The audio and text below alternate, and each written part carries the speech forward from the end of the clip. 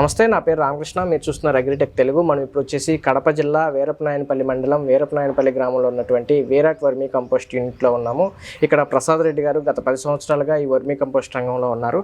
అయితే మిగతా వర్మీ కంపోస్ట్లకి ఈయన తయారు చేసేదానికి కొన్ని డిఫరెన్సెస్ ఉన్నాయి. ఓన్లీ వానపాముల ఎరువు మాత్రమే కాకుండా రైతులకి అంటే మన పొలాలకు అవసరమైనటువంటి కొన్ని బ్యాక్టీరియాలను కూడా ఈయన వర్మీ కంపోస్ట్కి యాడ్ చేసి ఈ వర్మీ కంపోస్ట్ అందించడం జరుగుతుంది. అసలు పూర్తి వివరాలు ప్రసాద్ రెడ్డి గారిని అడిగి తెలుసుకుందాం. ఇప్పుడు వరకు మీరు ఛానల్ సబ్స్క్రైబ్ అయిపోతే కనుక వెంటనే సబ్స్క్రైబ్ అవ్వండి.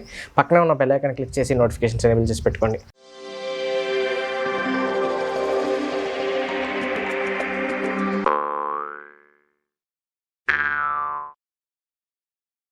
ప్రసాద్ రెడ్డి గారు నమస్తే అండి.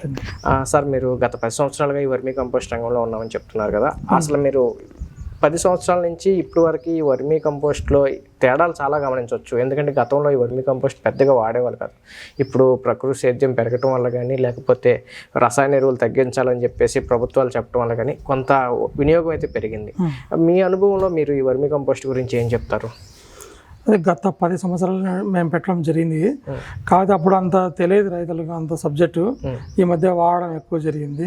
దాంతో బ్యాక్టీరియా ఎనిమి కలపడం కూడా రిజల్ట్ కూడా బాగా కనిపిస్తుంది. ఓకే, ప్రసాద్ రెడ్డి గారు, ఇప్పుడు వర్మీ కంపోస్ట్ తయారీ విధానంలో ఫస్ట్ డే 1 నుంచి 45 డేస్కి మీకు పూర్తిగా ఎరువు వస్తుంది రైతులకు అని చెప్తున్నారు కదా. ఆ డే 1 నుంచి మీరు ఈ ప్రాసెస్ అంతా ఎట్లా జరుగుతుందో కొంచెం వివరంగా చెప్తారా?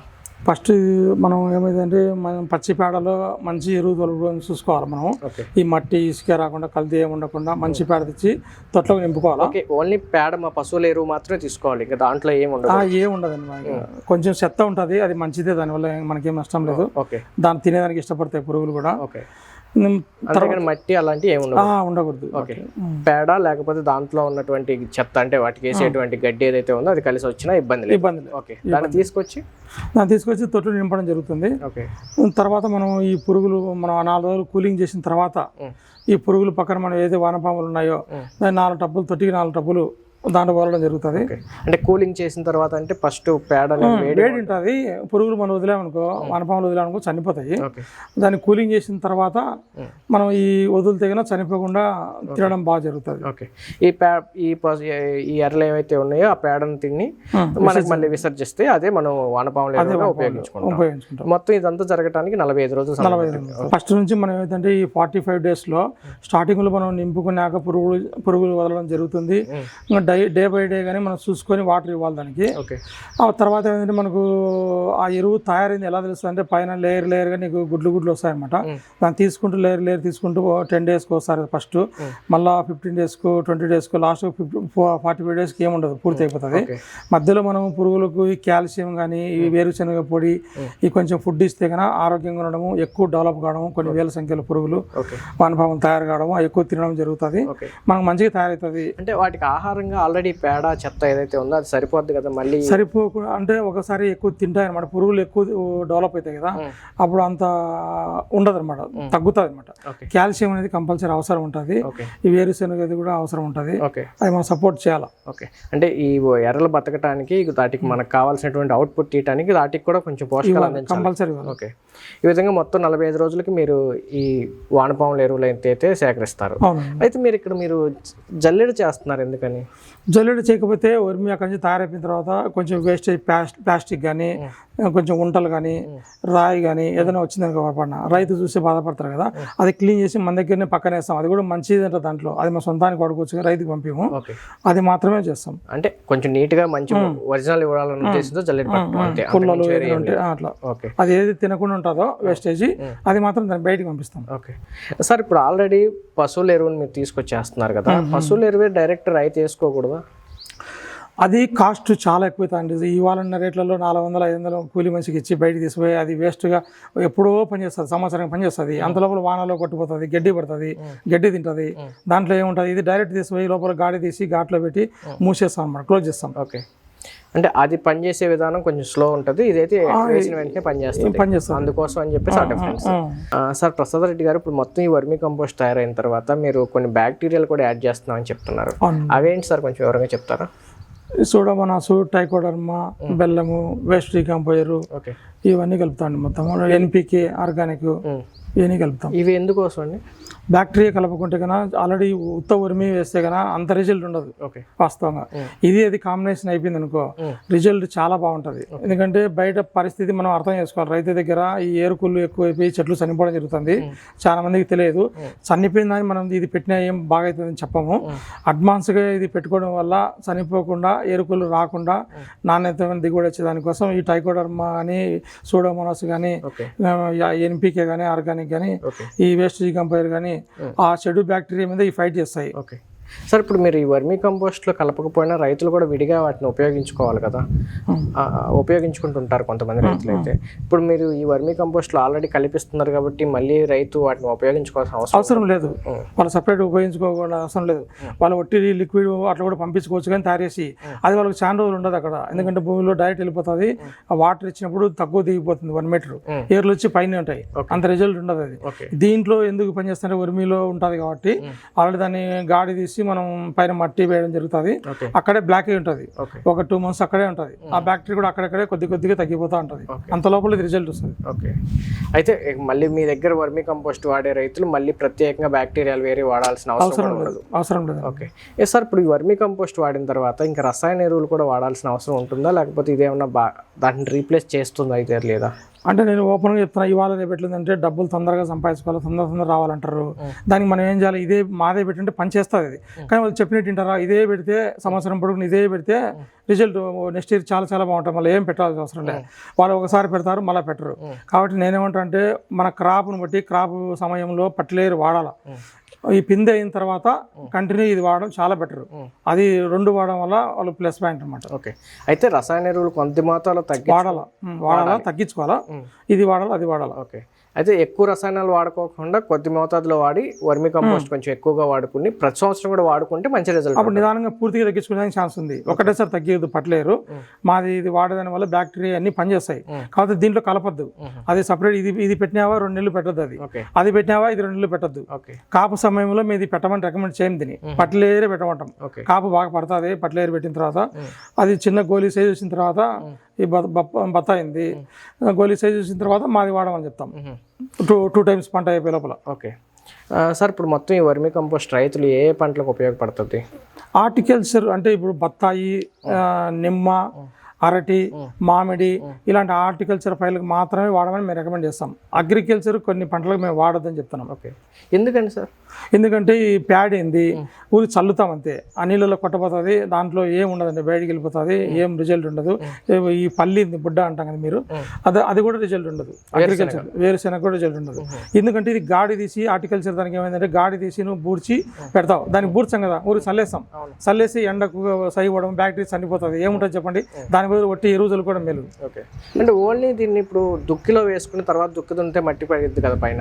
దుక్కిలో వేసినా కూడా బ్యాక్టీరియా చనిపోతుంది. ఎండలకు వాళ్ళు ఎప్పుడో పెడతారు పంట. ఇది చలిన వాటంగా చలిన వెంటనే పైరు పెట్టాలి. మరి పెట్టరు కదా, చనిపోతుంది. అంటే మీరు ఈ బ్యాక్టీరియా కలుపుతున్నారు కాబట్టి బ్యాక్టీరియా చనిపోయినా వానపాముల ఎరువు అయితే పని చేయదా? వానపాముల ఎరువు పని చేయదండి.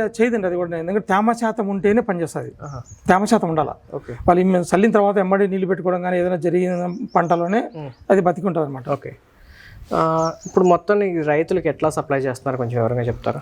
అది మేము కిలో 8 రూపీస్ అండి. మేము సప్లై 1 kg ఎక్కువ వేస్తాము. ఓకే, ఎందుకోసం? ఎందుకంటే మాకు అది వాటర్ ఉంటుంది. దాంట్లో వాటర్ అనుకుంటారు, అది వాటర్ కాదు. అది బ్యాక్టీరియాస్ వాటర్లో కలుపుతాం కదా, సపోర్ట్ చేస్తాం.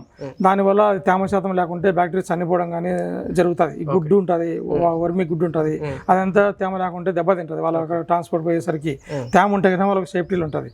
వాళ్ళ కోసం మనం పెట్టడం జరుగుతుంది. అందుకని 1 కిలో మేము రైతుకు ఫ్రీగా ఇస్తాం. 50 కిలోలు మాత్రం డబ్బు తీసుకుంటాం. అంటే మీరు తేమ ఉండాలని చెప్తున్నారు. రైతులు మీ దగ్గర నుంచి బ్యాగ్స్ తీసుకున్న తర్వాత కొన్ని నెలల పాటు కూడా స్టోర్ చేసుకుంటుంటారు. అటువంటి పరిస్థితుల్లో మరి బ్యాక్టీరియా చనిపోయే అవకాశం ఉంటుంది. అంటే వాళ్ళు ఇంటికి పోయిన తర్వాత వాళ్ళు స్టోర్ పెట్టాలని ఉద్దేశం ఉన్నప్పుడు చెట్టు కింద కానీ కింద సంచులోంచి తీసి బయట వేయడము, దానిపైన గోని సంచులు కప్పుకొని వాటర్ చల్లుకుంటుంటే 1 month 2 months అయినా కూడా ఏమి ఇబ్బంది ఉండదు.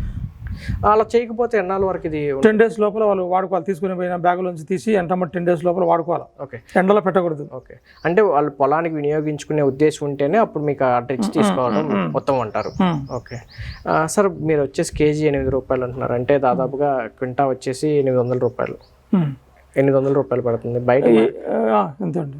బయట మార్కెట్లో కొంతమంది కేజీ 3 రూపాయలు, 4 రూపాయలు, 5 రూపాయలు, 6 రూపాయలు రకరకాల రేట్లు అయితే ఉన్నాయి. అంటే మీకన్నా తక్కువ రేటే ఉన్నట్టు కదా. మీరు అర్థం చేసుకోవాలా, 8 రూపాయలు నేను అమ్ముతున్నాను, 3, 4 అమ్ముతున్నానంటే నేను ఇవ్వనంటారా అంటే అర్థం చేసుకోవాలా. ఆ బిజినెస్ మేము అనకూడదు, ఎందుకంటే రకరకాలు ఉంటాయి. ఎరువు క్వాలిటీ ఉంటుంది, బ్యాక్టీరియా ఉండదు, మట్టి కానీ ఇసుక కానీ కల్తీ ఉండడం కానీ ఎట్లా వర్కౌట్ కాదు నీకు. అందుకని మేము అన్ని కలిపి వేస్టేజ్ కంపెనీ చూసారు కదా మీరు, అది కానీ మంచిగా కలపాలా, ఈ బ్యాక్టీరియాస్ అన్ని కలపాలా, అన్ని పెరిగిపోయినాయి కదా. ఎరువు కూడా మంచిది తెచ్చుకోవాలా. వాళ్ళేమో 4, 5, 5,000 కూడా తెచ్చుకోవచ్చు, మాకు 9,000 ఎరువు వచ్చి ఒక ట్రిప్ వచ్చి. అదేంటి అప్పుడు వాళ్ళకి తక్కువ వస్తుంది కాబట్టి తక్కువకి ఇస్తున్నారంటారా, లేకపోతే? అంతే అండి, మట్టి కానీ రిజల్ట్ మెయిన్ రిజల్ట్ ఉండదు, అందువల్లనే వాళ్ళు ఇవ్వగలరు, మేము ఇవ్వలేమండి. అంటే వాళ్ళకి వచ్చే ఎరువులోనే కల్తీ వస్తుంది. ఎరువులో వస్తే వాళ్ళు కూడా ఏం చేయలేరు. మట్టి వస్తుంది, ఇంకోటి చెదారం అంతా వస్తుందా, అది తయారయ్యాక తొట్లు పెద్ద ఉండడము, సరిగ్గా తయారు కాకుండా అదే మిక్సింగ్ చేసి అట్లే తీసేయడం అట్లా జరుగుతుంది. ఓకే సార్, తొట్లు పెద్ద నేను ఇందాకడే అడుగుదాం అనుకున్నాను. జనరల్గా ఏంటంటే వర్మీ కంపోస్ట్ ఎక్కడైనా సరే దాదాపుగా 2 అడుగులు 3 అడుగులు ఎత్తు కూడా ఉంటుంటాయి తొట్లు. మీది అడుగు లోపే అట్లా హైట్. మేము ఫస్ట్ 10 ఏళ్ళ నుంచి పెట్టాం కదా ఇక్కడ, తెలియక ఫస్ట్ పెద్ద తొట్లు పెట్టాం. దానికి ఏమవుతుంది అంటే 1 ఫీట్ మాత్రం తయారవుతుంది పైన, కింద 2 ఫీట్లు మాత్రం తయారు కాదు. అంత పేడ అట్లే ఉంటుంది. దానికి ఆక్సిజన్ సరిగా అందక లోపలికి పోయిపోక గాలి వెళ్తురు సరిగా లేక అది చనిపోవడం ఎక్కువ జరుగుతుంది. అప్పుడు ఏమైతే ఎవరు తీసుకునే వాళ్ళక మా సొంత భూములకు కలుపుకుంటే సరిపోయింది. ఇవాళ బిజినెస్ కదా, చాలా మంది తీసుకుంటారు, అడుగుతున్నారు కాబట్టి వాళ్ళు ఇబ్బంది పడతారు. మా అట్లే పంపిస్తే కానీ మీరు అన్నారు కదా 4 రూపాయలు 3 రూపాయలు అన్నట్టు అవుతుంది. అందుకని మేము ఏం చేస్తామంటే 1.5 ఫీట్ కంటే ఎక్కువ ఉండదు, 1 ఫీట్ ఉంటుంది ఎక్కువ, మీరు చూశారు కదా. అందుకే దాంట్లో తొందరగా తయారవుతుంది. 40 లేదు కదా. అప్పుడు ఏమవుతుంది అంటే 43 days 45 days తయారైపోతుంది, మొత్తం లాస్ట్ వరకు కూడా తయారవుతుంది. అంటే మీరు తక్కువ క్వాంటిటీ వస్తుంది కదా అంత హైట్ లేకపోతే, మరి రిజల్ట్ ఉండదు కదా, ఏం చేయలేముగా. అది దాంట్లో రాజీ పోయేదానికి లేదు. హైట్ ఉండకూడదు, తొట్టి ఒక 1 ఫీట్ ఖచ్చితంగా అంతే ఉండాలి. గాలి వెళ్తురు కూలింగ్ ఉంటేనే నీకు బాగుంటుంది. ఓకే సార్, మళ్ళీ కొంతమంది తొట్టి పైన కూడా గోడుగా పోస్తుంటారు. అవునండి, మీరు ఓన్లీ తొట్టి లెవెల్ పోసి అదే చెప్తున్నా కదా, తొట్టి గోడుగా పోసి హైట్ పెంచితే వాళ్ళకు బిజినెస్ టైప్ అవుతుంది అన్నమాట. చేయకూడదు అట్లా. సరిగ్గా తినవండి, చనిపోతాయి, లోపలికి పోయేసరికి ఫుడ్ సరిగా అందదు. గోడుగా కూడా పోయకూడదు, దానికి లిమిట్ గా పోయాలి. ఓకే, అంటే హైట్ తక్కువ ఉన్నప్పుడే, హైట్ తక్కువ ఉండి తొట్టి హైట్ తక్కువ ఉండాలా, పోయడం కూడా కరెక్ట్ గా లిమిట్ కి పోయాలా, అప్పుడు కరెక్ట్ గా తయారవుతుంది అది. ఓకే సార్, ఇప్పుడు వర్మీ కంపోస్ట్ ఈ రకరకాలు ఉన్నాయని చెప్తున్నారు, తక్కువకి ఇస్తున్నారు, మీరు ఎక్కువకి ఇస్తున్నారు, మేబీ ఇంకెవరైనా మీకన్నా ఎక్కువ రేటు కూడా అమ్మొచ్చు. అయితే ఇప్పుడు దీంట్లో క్వాలిటీని బట్టి రేటు అయితే ఉంటుంది. మనం ఆ క్వాలిటీ మంచిది అని చెప్పేసి మనం ఎట్లా నిర్ధారించుకోగలుగుతాం? వాళ్ళు నేనేమంటే నేను 1 ఎకరాకే ఫస్ట్ పెట్టుకోని చెప్తా, కొన్ని చెట్లకే పెట్టుకోండి, రిజల్ట్ ఉన్న తర్వాత మీరు వాడుకోండి. ఇందాక నేను పాత కస్టమర్ కదా, 10 years ఇది నేను పెట్టి, ఎంతమందో నాకు పాత కస్టమర్ అయ్యారు, వాళ్ళకు తయారు చేయడానికి నాకు టైం సరిపోదు. ఎందుకంటే అడ్వాన్స్గా వాళ్ళు వాడినారు కాబట్టి నేను వేరే రికమెండ్ ఎక్కువ చేయను. ఎందుకంటే వాళ్ళు వాడినారు కాబట్టి వాళ్ళు కంపల్సరీ వాడతారు, బుకింగ్ చేసుకుంటారు. మాకు కావాలని ఇంత టన్నేజ్ కావాలని ముందే చెప్తారు. అంటే వాడి చూసుకుని దాని మీద ఉన్న రిజల్ట్ బట్టి తప్ప ఇందులో క్వాలిటీ తక్కువ ఉందని మనం చూసి అవసరం లేదు. వాళ్ళు 1 ఎకరా 10 ఎకరాలు, నేను మీదని అంటలేదు, జనరల్ గా ఎవరైనా వర్మీ కంపోస్ట్ తీసుకునే రైతు వర్మీ కంపోస్ట్ చూడంగానే ఇది మంచిది చెడ్డదని ఏమన్నా గెస్ట్ చేయడానికి ఏమన్నా అవకాశం ఉంటుందా? ఎవరిని నమ్మాల్సిన పని లేదు. వాళ్ళు ఎకరా కానీ వాడుకోవాలా, 1000 చెట్లు ఉన్నాయి, 100 చెట్లకి వాడుకోవాలా. అప్పుడు రిజల్ట్ వాళ్ళకి వచ్చిన తర్వాత ఎంతైనా పెట్టుకోవచ్చు. లేదా నమ్మకం ముందే తీసుకెళ్ళి పెట్టేయచ్చు అన్నిటికీ. అంతేగాని నమ్మకం మీద నడవటమే కానీ అంతే కనపడుతుంది. వాళ్ళు కూడా చూడొచ్చు కదా, లైవ్ లో వచ్చి ఇక్కడికి వచ్చి కూడా చూసుకోవచ్చు కదా.